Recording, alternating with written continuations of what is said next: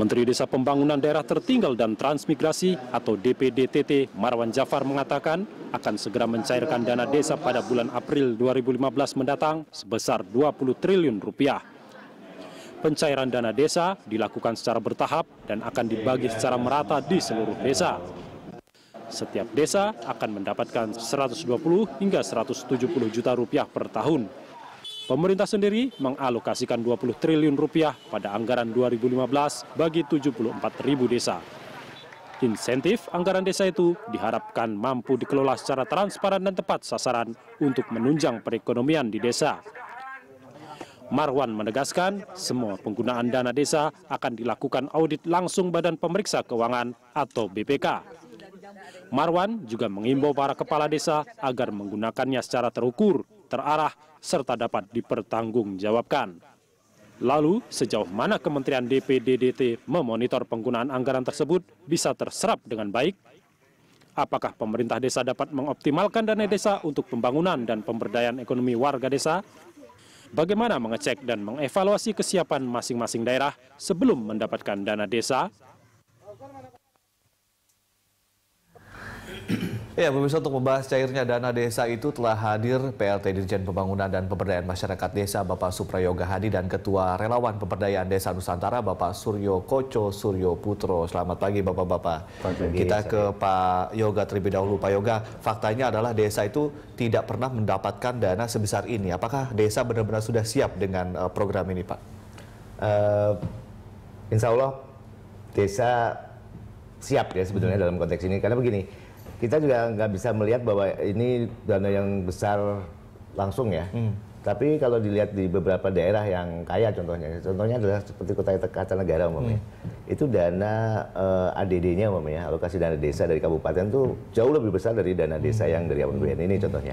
Jadi di beberapa tempat ini bukan merupakan dana yang besar. Walaupun nanti kita akan secara bertahap menjadi yang lebih besar. Karena itu pada tahun awal ini memang kita akan alokasikan tadi mungkin sedikit koreksi antara 250 sampai 250 juta per desa. Walaupun targetnya di dalam undang-undang sampai 1 sampai 1,4 miliar per desa. Makanya kita berikan secara incremental bertahap dalam hal ini. Karena kesiapan takutnya kalau tiba-tiba 1 miliar kan bingung diapain uangnya gitu. Apa namanya dalam pengelolaannya, karena sistem juga belum siap. Karena itu kita memang sepakat dengan Kementerian Keuangan dan juga dengan DPR. Oke, kita alokasikan sebesar 20 triliun dulu, walaupun sebetulnya idealnya adalah sekitar hampir 70 triliun. Tapi 20 triliun setahun, 20 triliun ya, setahun ini, dalam setahun. Jadi itu yang dalam konteks kita kenapa kita nanti secara bertahap akan tingkatkan sampai meyakinkan bahwa kita juga pemerintah desa ini sudah siap untuk mengelola yang lebih besar. Selama ini kementerian untuk proses meyakinkan diri apakah desa sudah siap atau belum dengan proses apa, Pak? Apakah dengan asesmen ke desa atau kalaupun memang ada asesmen sudah berapa puluh persen kira-kira mereka yang siap? Ini sebetulnya kita sudah melakukan pendataan, asesmen terhadap beberapa prasyarat untuk dana desa ini bisa dikelola. Pertama adalah yang namanya RPJMDes, Rencana Pembangunan Jangka Menengah Desa. Kemudian setiap tahun itu yang masa jabatan dari kepala desa. Kemudian ada yang namanya RKPDes, Rencana Kerja Pemerintah Desa. Nah ini yang sebetulnya menjadi dasar untuk apa sih sebenarnya dana desa yang 200 sampai 250 juta ini itu harus benar-benar istilahnya well planned. Jadi dananya itu dipukul rata semua desa sama atau enggak, beda-beda. Ini ada range-nya. Makanya sebenarnya kriteria yang digunakan oleh Kementerian Keuangan waktu menghitung itu ada dua. Jadi kriteria yang sifatnya dasar, kemudian ada kriteria yang berbasis formula. 90% ini yang kriteria dasar. Jadi memang sekitar 250-an ini rata lah kira. Tapi ada penambahan di beberapa daerah yang menggunakan 4 kriteria tambahan formula. Jumlah penduduk, luas wilayah, kemudian tingkat kemiskinan, dan satu lagi adalah indeks kesulitan geografis. Jadi ada daerah-daerah yang di pulau-pulau, di gunung-gunung segala macam itu akan mendapatkan tambahan yang lebih berbeda dengan yang aksesibilitasnya lebih memungkinkan. Jadi ini semacam pemihakan terhadap daerah-daerah yang agak sulit terisolir dan sebagainya. Kita ke Pak Koco, 20 triliun ini kan memang walaupun memang bertahap gitu ya dari 70 triliunan. 20 triliun untuk 74.000 desa cukup nggak atau berapa idealnya, Pak? Sebenarnya kalau kita bicara dana, sebenarnya desa itu tidak melulu bicara butuh dananya, tapi butuh kewenangannya. Kan gitu. Dari awal kami bukan dana segarnya. Sebenarnya bukan dana segarnya. Sekarang kalau otoritas kewenangannya itu besar, sekarang gini Mas, salah satu yang kemarin Mahkamah Konstitusi membatalkan Undang-Undang Sumber Daya Air. Sumber mata air yang di desa itu bisa dikuasai oleh desa, itu membuat desa akan lebih kaya daripada sekedar dikasih duit tiap tahunnya berapa kan gitu ya. Tetapi kita appreciate ini menjadi satu perhatian bahwa janji presiden waktu itu pada saat mencalonkan gitu kan, ini sudah terrealisasi walaupun baru berapa persen ya Pak. Masih dalam progres gitu ya Pak ya. Sekarang baru sekitar itu. Jadi ini menurut kita oke lah, ini menjadi sesuatu hal yang positif, walaupun sebenarnya kalau bicara angka, seperti yang tadi disampaikan Bapak tadi, bahwa angka sebesar itu pun, itu sebenarnya mereka juga sudah pernah mengelola dengan baik. 100 juta bantuan dari gubernur, umpamanya 200 juta, yang apalagi yang teman-teman kepala artinya desa mereka nggak akan kaget gitu Pak ya? Enggak ada yang khusus sebenarnya dengan angka yang segitu, nggak perlu terlalu heboh bahwa perangkat desa belum siap, kepala desa nanti masuk penjara semua, nggak se itu. Kalau menurut saya. Tapi saya sempat berbincang-bincang dengan salah satu lurah di Jawa Barat, dia mengatakan bahwa untuk masyarakat, untuk masalah program PN Mandiri yang kemarin-kemarin, buktinya bahwa sejumlah kepala desa atau aparat desa itu belum siap untuk mengelola, katakanlah mereka untuk mencairkan dana, lalu kemudian membuatkan SPJ-nya, membuatkan administrasinya, mereka berpikir terlalu ribet masalah ini. Ini Mas, secara SDM apakah siap untuk masalah ini? Makanya sebenarnya kalau urusan administratif, ini kan sebenarnya urusannya administratif aja.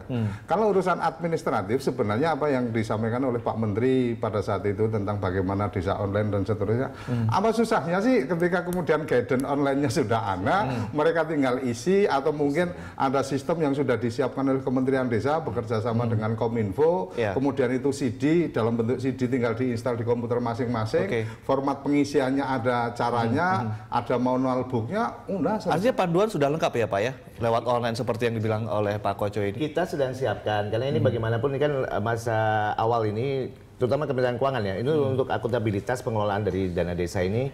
Kebetulan minggu depan kita akan melakukan sosialisasi bersama ini.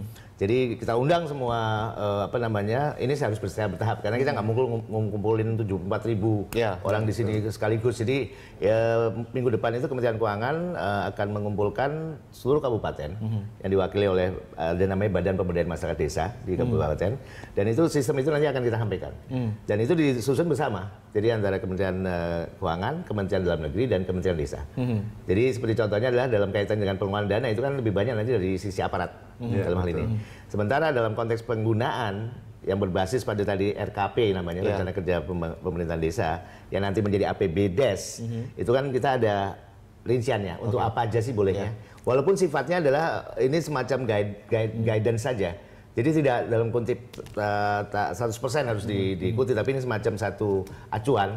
Daripada dia gunakan untuk ini, lebih baik untuk ini. Prioritas, makanya kita gunakan prioritas untuk masalah distribusi dana nih Pak, bagaimana Pak sistemnya? Apakah lewat transfer atau siapa dari mana ke mana, mungkin masyarakat juga perlu tahu nih Pak. Ini sebetulnya nih istilahnya dana terjun langsung ini, dari pusat. Itu pakai langsung, iya makanya benar. Tapi tetap pakai jaring pengaman, yaitu di kabupaten. Kita nggak langsung ke desa.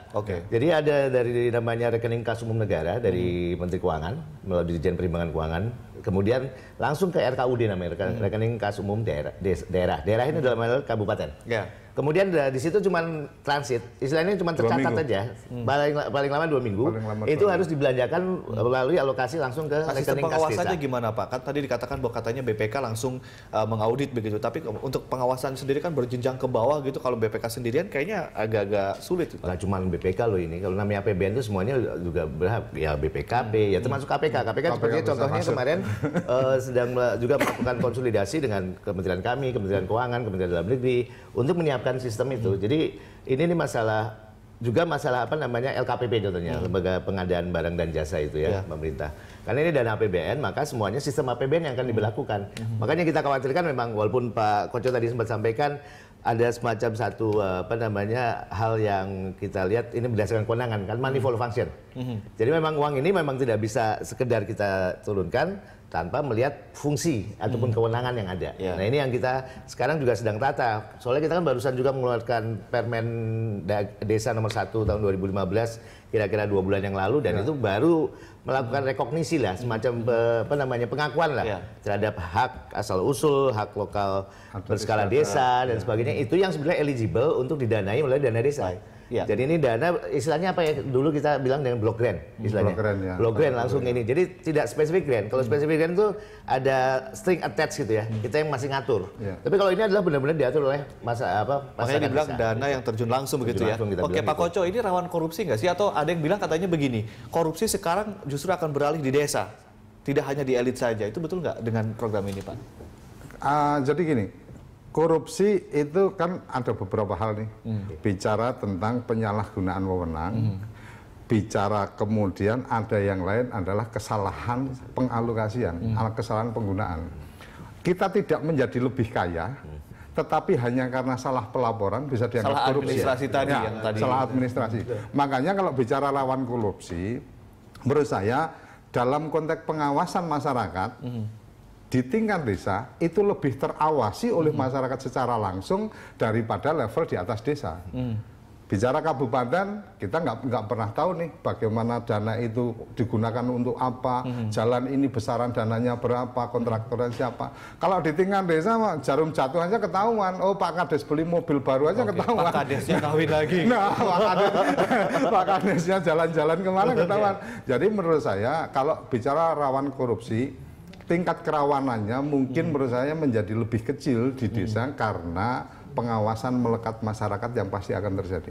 Saya yakin ketika masyarakat tahu ada duit masuk ke desa, itu mereka akan dengan mata yang tajam mengawasi ini digunakan untuk apa. Apalagi tadi disampaikan kita bicara RPJM. Kita bicara RKP. Dalam proses itu ada musyawarah desa.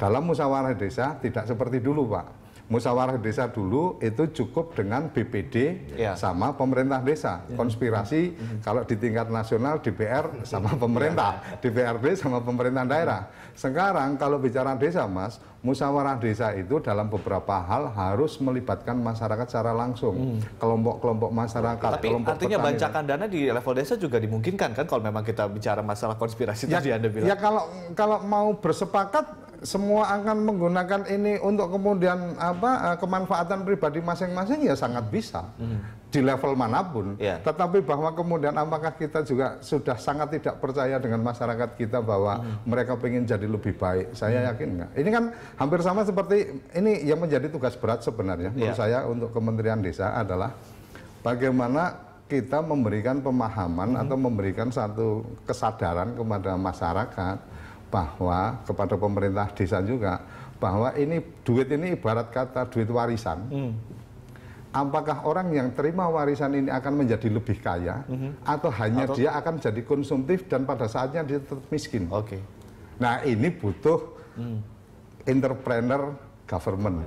Bagaimana pemerintah yang berpikir maju bahwa ada cadangan dana yang diinvestasikan Badan Usaha Milik Desa dan seterusnya. Pak Koco dan juga Pak Yoga, ini kan keberhasilan program ini tentunya bukan hanya keberhasilan ketika menggelontorkan dana saja, tapi kemudian bagaimana dana ini bisa dimanfaatkan sebaik mungkin oleh desa. Nanti kita akan membahasnya setelah jeda yang satu ini. Dan pemirsa tetaplah bersama kami, Dialog Jurnal Pagi akan segera kembali.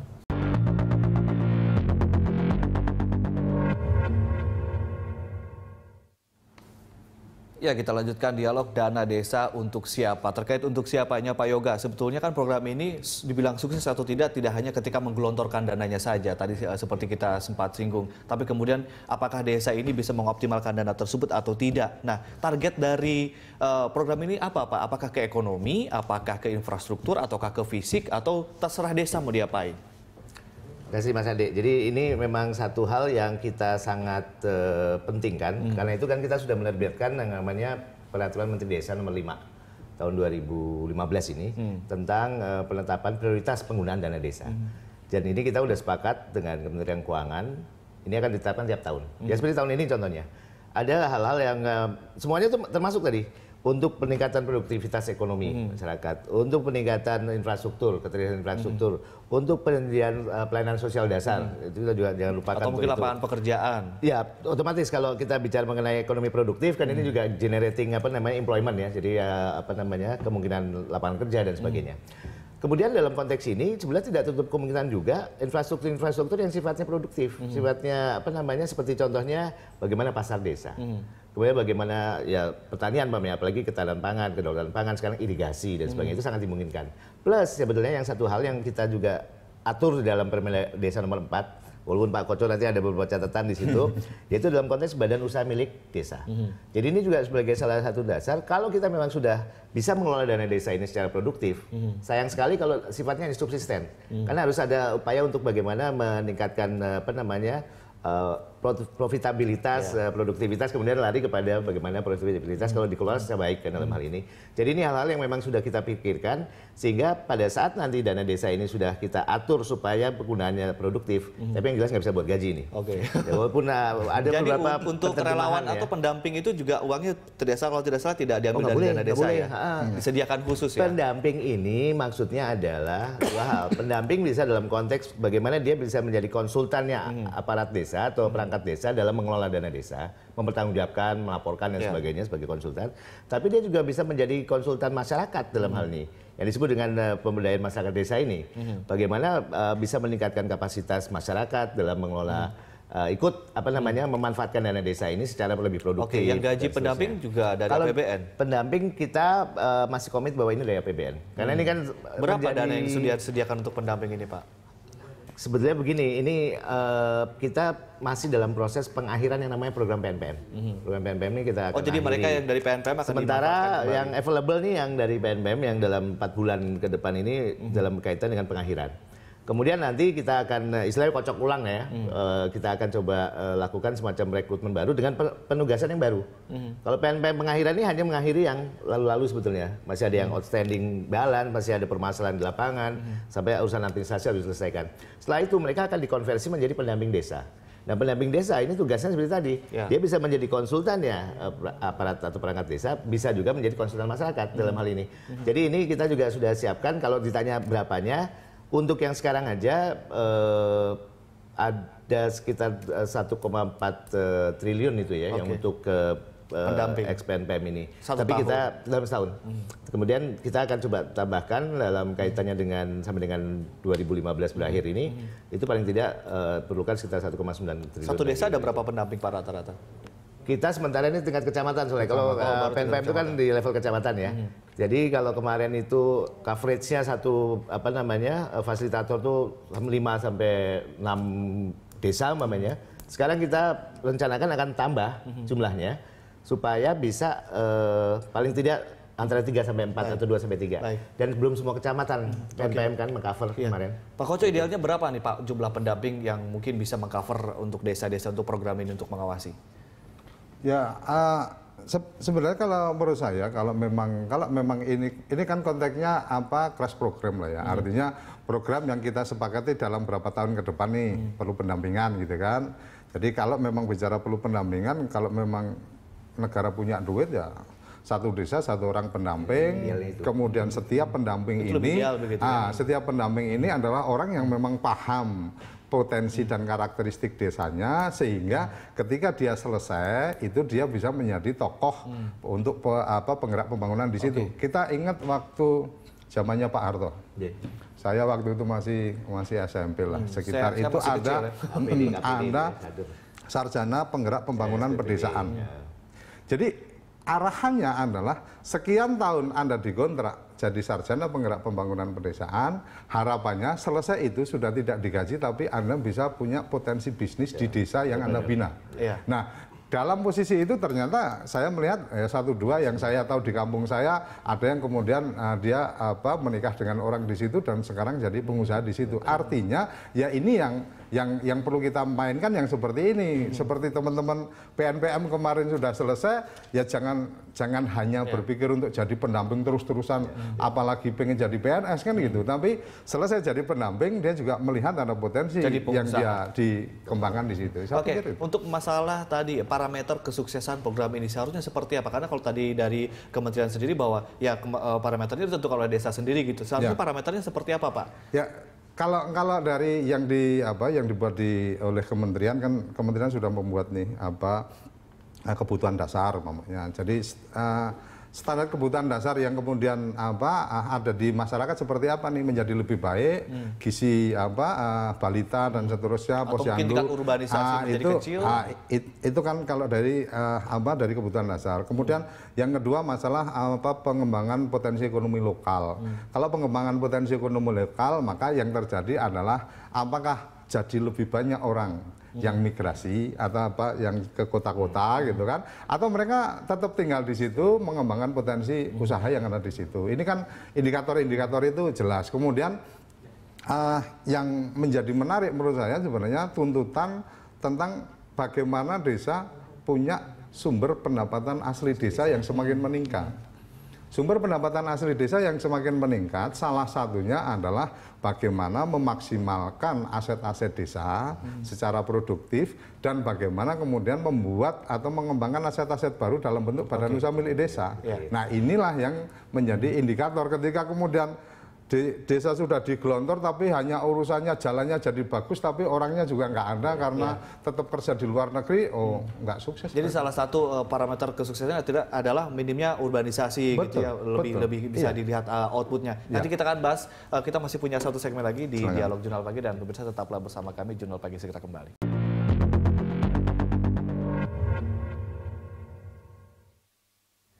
Ya, dialog dana desa untuk siapa kita lanjutkan, kita ke Pak Yoga. Pak Yoga, ada nggak sih rumusan mungkin dalam undang-undang yang nomor 6 tahun 2014 ini diatur rumusan desa ini dapat berapa, hitung-hitungannya dapat berapa, dirumuskan di situ, ada nggak hitung-hitungannya Pak? Hitung-hitungannya sebenarnya ada di turunan dari Undang-Undang Desa, ada PP 60 namanya. Tahun 2014. Nah, PP 60 ini sedang dalam proses finalisasi revisi. Jadi ada seperti tadi yang saya sampaikan, ada formula dasar, ada kriteria dasar dan ada kriteria berbasis formula. Itu yang tadi ada 4 kriteria dasar dalam konteks bagaimana luas wilayah, jumlah penduduk, kemudian tingkat kemiskinan, dan kemudian indeks kesulitan geografis. Nah, ini yang harus sudah ditetapkan secara mufakat dengan bupati setempat yang nanti akan menerbitkan namanya peraturan bupati untuk jadi makanya ada perbedaan tadi yang saya bilang.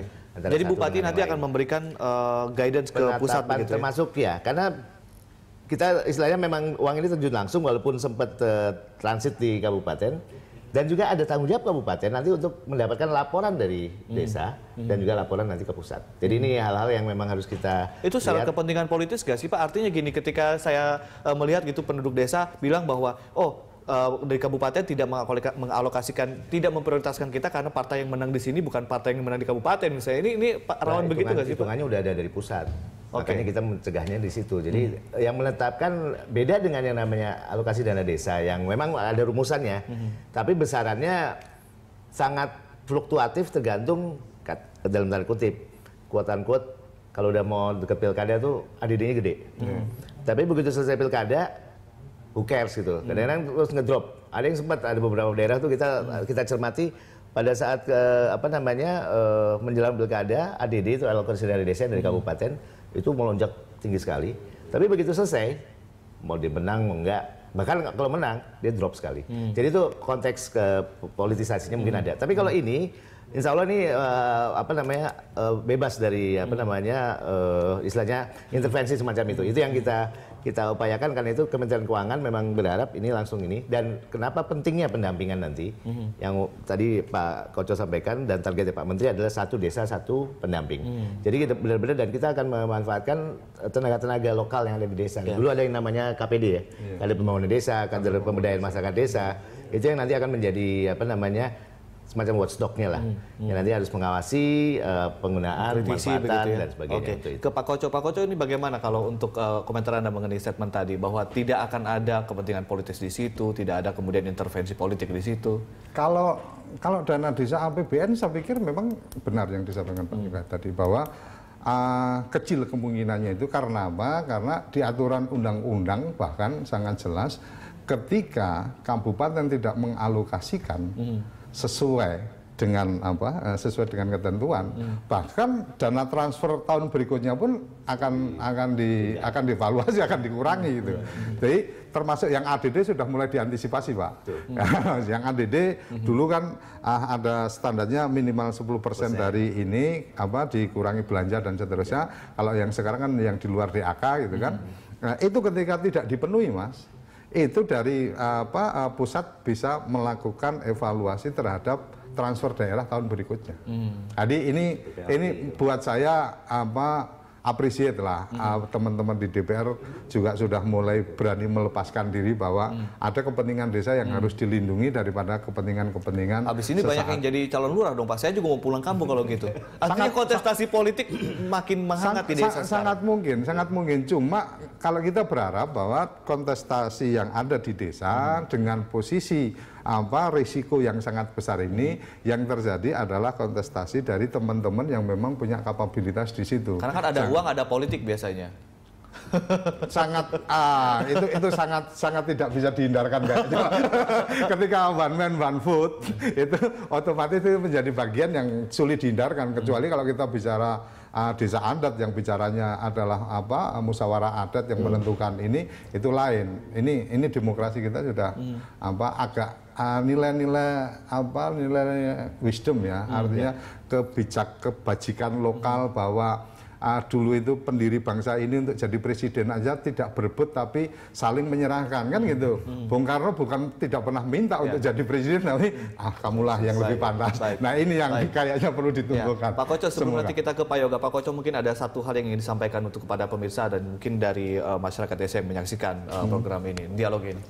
Saya berharap dana desa ini dipandang sebagai sebuah support, artinya modal dasar untuk membangun desa, mengembangkan desa, dan seperti yang tadi saya sampaikan, tolong ini dilihat sebagai kalau kita membayangkan ini sebagai warisan, maka Anda jangan berpikir hanya konsumtif, hanya merapikan jalan, tetapi tidak dalam konteks fungsional. Jadi lebih pada bagaimana dana ini diefektifkan benar untuk membangkitkan potensi ekonomi desa. Saya pikir ini yang menjadi lebih penting, karena desa adalah sumber kekuatan ekonomi kita. Kita ke Pak Yoga. Pak Yoga, mungkin sebelum kita menutup dialog jurnal pagi, ada yang bilang Pak Yoga, ini adalah program dana desa ini adalah sebuah amunisi yang sangat-sangat berat atau yang sangat-sangat besar untuk investasi politik hingga 2019. Apa komentar Anda dan mungkin sekalian closing statement untuk pemirsa?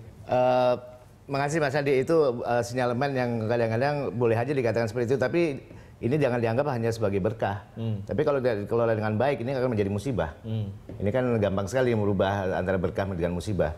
Tapi saya melihatnya secara positifnya begini, bahwa dalam konteks undang-undang, dana desa ini sebagai implementasi dari undang-undang. Kita merubah paradigma yang tadinya kita sebut dengan membangun desa. Ya kan dari sejak zaman Orde Lama itu membangun desa itu menjadi semacam kewajiban pemerintah. Sekarang kita balik. Ini adalah desa membangun. Bagaimana kita bisa merubah paradigma dari membangun desa yang selama ini kita cekokin istilahnya, kita top down, kita alokasikan maunya apa sih supaya ini kita ini kan. Tapi sekarang kita balik. Nih duit pokoknya kita kasih semua, atur, dia bilang. Jadi ini sebagai satu dasar bagaimana desa, masyarakat di desa dan sebagainya, termasuk perangkat itu bisa istilahnya self help istilahnya, atau self deciding itu dalam hal ini bagaimana pemanfaatannya dan sebagainya. Jadi itu sebagai satu hal yang memang tidak bisa seperti cuma membalik ke telapak tangan gini aja, tapi ini perlu proses. Karena itu memang paradigma untuk antara membangun desa dengan desa membangun ini memang perlu hal yang kita siapkan. Karena itu capacity building, penguatan kapasitas masyarakat dan sebagainya akan kita lakukan. Dan itu pendampingan menjadi sangat penting. Jadi bisa dibilang investasi politik begitu ya Pak ya? Politik kebangsaan. Politik lokal yes, tapi jangan dilihat ini sebagai politik kemudian ada unsur dari pusat loh. Baik, terima kasih Pak Yoga. Terima kasih Pak. Terima kasih Pak Koco, terima kasih telah sering bersama kami dan pemirsa, demikian dialog Jurnal Pagi.